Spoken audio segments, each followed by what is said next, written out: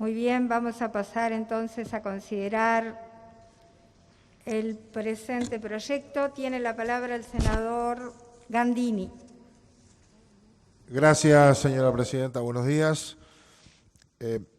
La Comisión de Hacienda me ha designado para informar este proyecto de ley que viene de la misma, aprobado por la unanimidad de sus integrantes, que consideró en el día de ayer este proyecto recibiendo a la ministra de Economía y Finanzas, Azucena Arbeleche, y su equipo, al ministro de Trabajo y Seguridad Social, Pablo Mieres, y a una completa delegación del Instituto Nacional de Formación y Empleo. El Poder Ejecutivo compareció ayer dando cuenta, antes que nada, de los esfuerzos que viene haciendo en diversos frentes para atender la situación excepcional que vive el país. Lo viene haciendo en materia sanitaria, que no fue el tema de ayer, pero sí un breve recuerdo, y desde quienes nos visitaron, la atención de lo económico y lo social. Viene el Poder Ejecutivo tomando medidas para atender a distintos grupos que necesitan una atención particular.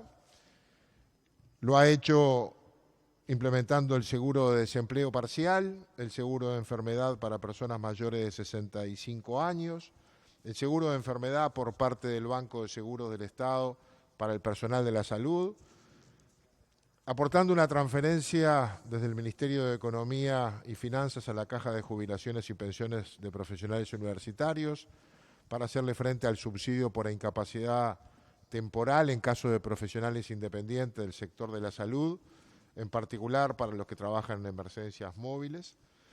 En materia económica se fueron tomando distintas medidas, disponiendo obviamente de los recursos necesarios para atender gastos extraordinarios del Ministerio de Desarrollo Social. Se han prorrogado los aportes del BPS, se han establecido subsidios también en ese sentido.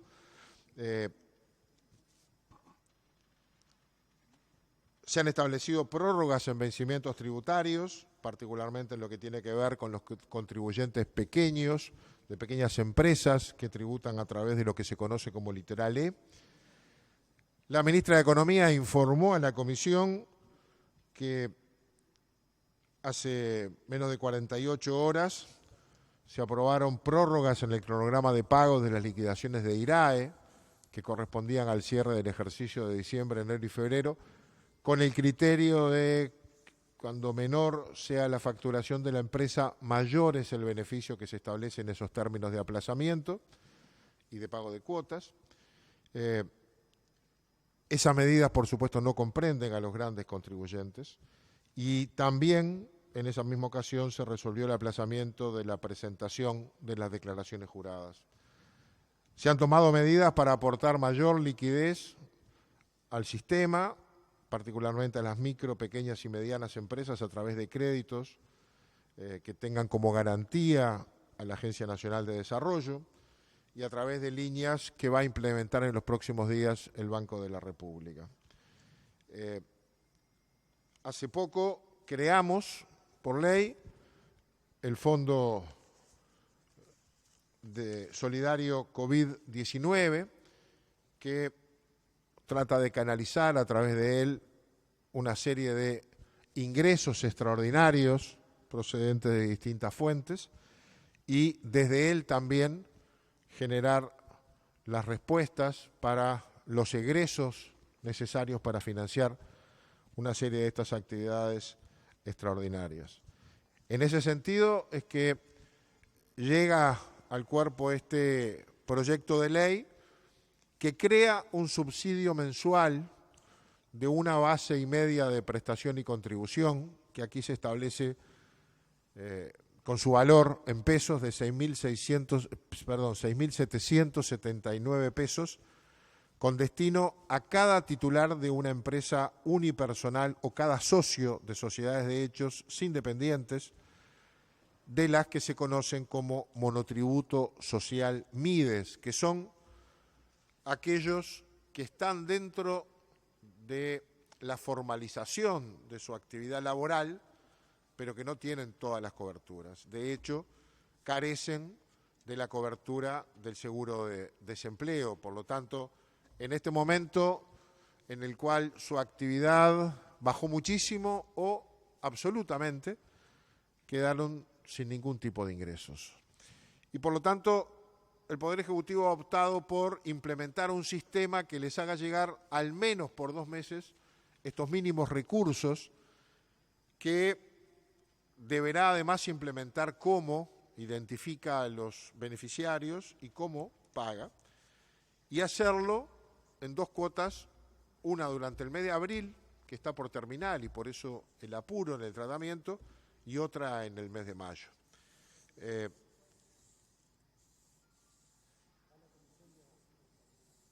El proyecto prevé, además, que este beneficio pueda extenderse por otros 2 meses. La ley autoriza 2, pero desde el punto de vista de su financiamiento, ya el proyecto prevé los recursos para atender a estos monotributistas sociales MIDES, que son identificados en principio como 10.115 en la exposición de motivos. Dependerá luego cuántos son los que se acogen y cobran esto, pero el universo hacia el que apunta tiene ese volumen. Prevé que los recursos que aquí se transferirán podrán dar cobertura a esos 10.115 durante los 2 meses que la ley autoriza y la eventualidad de la prórroga por otros 2 meses, es decir, junio y julio. A tales efectos, en el artículo 2 se dispone la transferencia de 290 millones de pesos procedentes del Fondo de Reconversión Laboral que administra el Instituto Nacional de Empleo y Formación Profesional, el INEFOP. Estos recursos, los 290 millones de pesos que están allí con un objetivo que la ley establece básicamente para la reconversión laboral y que la ley que crea el fondo, el Instituto Nacional de Empleo no prevé otro destino, por ley ahora se dispone que pasen al Fondo Solidario COVID-19 con destino a atender el financiamiento del subsidio que se crea en el artículo 1 para los monotributistas MIDES. Es decir, del Fondo de Reconversión Laboral, que tiene como destino atender la reconversión laboral de los trabajadores, va a un destino que no es igual, pero es similar, porque está destinado a los trabajadores que tienen un formato de aporte como empresa, pero en realidad son cuentas propistas muy vulnerables, muy débiles, que viven el día a día, que no tienen ahorros, que no tienen otro tipo de aporte y no tienen cobertura posterior, como la tiene un trabajador formalizado por el seguro de desempleo o el seguro de enfermedad. Y pasan entonces al fondo COVID. Este es el diseño. Y el fondo COVID-19, el fondo solidario, va a destinar ese dinero a la Agencia Nacional de Desarrollo, la ANDE, para que ésta sea la que administre, ejecute, rinda cuentas y eventualmente reintegre al Instituto de Formación y Empleo el remanente que pudiera existir. Supongamos que con los 2 meses alcanzan, la mitad de este dinero quedaría sobrante. Supongamos que son 3 y por lo tanto una cuarta parte quedaría sobrante. Supongamos que no son los 10.115 los que se acogen por una u otra razón y por lo tanto hay un sobrante. Bueno, este sobrante, el artículo 3, determina que además de la rendición de cuentas que se debe producir 30 días después de culminado este proceso, los fondos deben reintegrarse. Y esta Agencia Nacional de Desarrollo, que va a ser la responsable de administrar, en el artículo 4 se establece que no solo para este caso, sino que en el marco de las medidas económicas adoptadas por la emergencia sanitaria producida por el COVID-19, la agencia y el Banco de Previsión Social podrán intercambiar información disponibles en sus registros de empresas y titulares a los efectos del subsidio, pero también a otros efectos.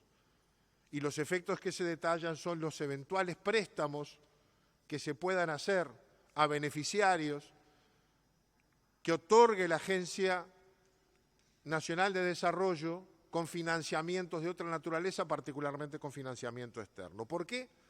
Porque está previsto que puedan haber préstamos blandos dirigidos a unipersonales, pequeños empresarios, monotributistas eventualmente, pagaderos en muchas cuotas, 24 por ejemplo, sin intereses, en unidades indexadas, es decir, con amplios beneficios, cosa que se hace a través de ANDE, que es la que recibe los fondos externos, pero con la instrumentación operativa del Banco de Previsión Social. ¿Por qué? Porque el banco es el que tiene los registros y porque el banco es el que tiene la estructura, la infraestructura necesaria, digámoslo en términos sencillos, las ventanillas disponibles para pagar. Tiene la información de a quién corresponde, pero además tiene la forma de hacerlo efectivo rápidamente. Es decir, que el dinero pertenece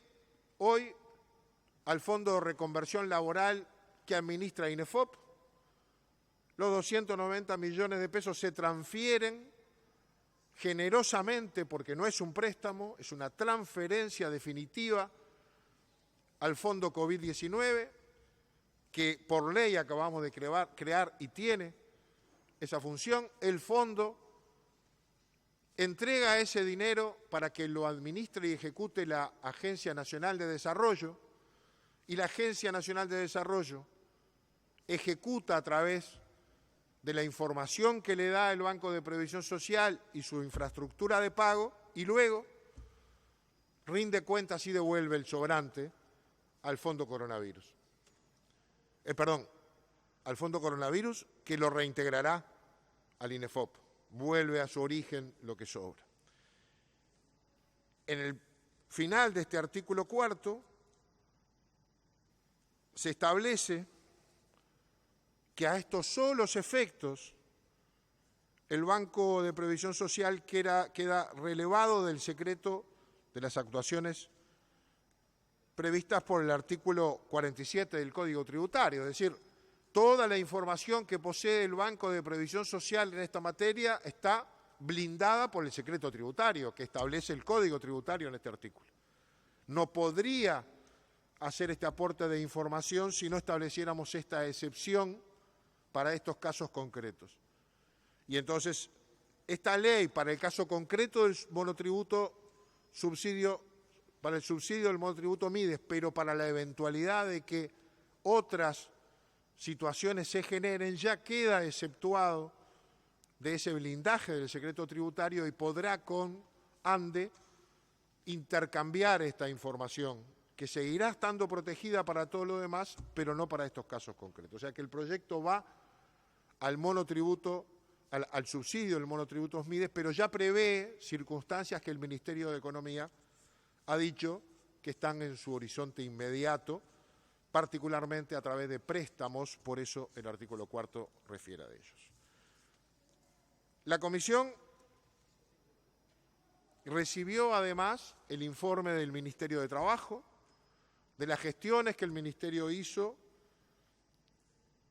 porque INEFOP está bajo ese ámbito jerárquico, pero también las que se hicieron con las delegaciones sociales que integran INEFOP, que estuvieron presentes. La delegación de INEFOP estuvo integrada por los representantes de los distintos organismos estatales que forman INEFOP, pero también por los delegados sociales, y escuchó la opinión de su director gerente, pero también escuchó la opinión del representante del PIT-CNT y la opinión del representante de las cámaras de industria y de comercio.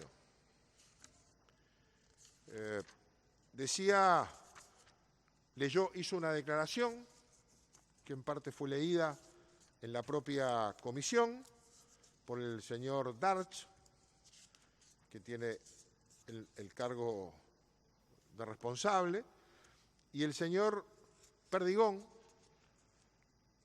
dijo en la comisión: represento al PIT-CNT, y como decían mis compañeros, queríamos estar presentes para mostrar que ante esta situación que está viviendo el mundo y el país tenemos que estar todos unidos, y la central sindical es un elemento importante de ese proceso.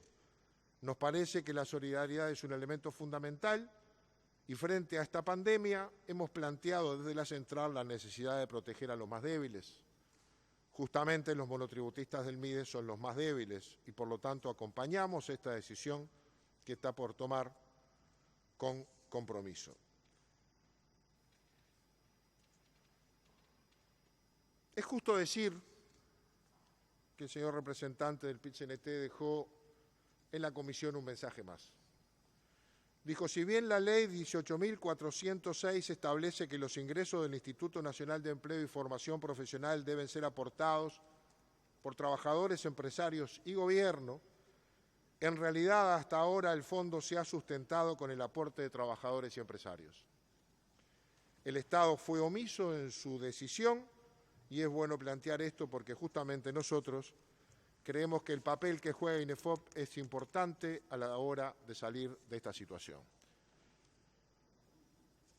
Es otro tema, pero no fue ajeno al intercambio en la comisión, tanto por parte del Poder Ejecutivo como por parte de señores legisladores que la integran, como por parte de INEFOP, el rol que debería jugar en el futuro de INEFOP en la capacitación para un nuevo mundo de trabajo, en el que nos ilustró allí INEFOP que los cursos que habitualmente daba, enormemente mayoritarios de características presenciales, se han transformado en miles de conexiones virtuales que siguen sirviendo para capacitar trabajadores. Eso es un aprendizaje, es parte de ese nuevo mundo y será un recurso que habrá que tener presente.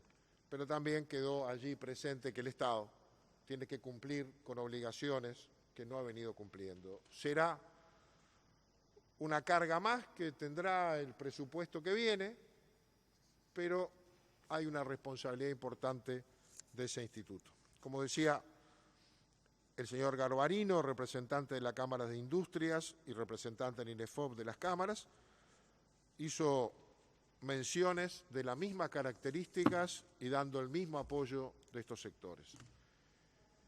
La comisión intercambió ideas y con matices o desde aproximaciones desde diferentes ángulos, coincidió unánimemente en el apoyo a este proyecto de ley, votó por unanimidad en general y cada uno de sus artículos, que se modificaron, no son el proyecto original que mandó el Ejecutivo, que llegó con algunas propuestas ya de cambio, porque en este día a día algunas cosas se van repensando y evaluando a cada hora.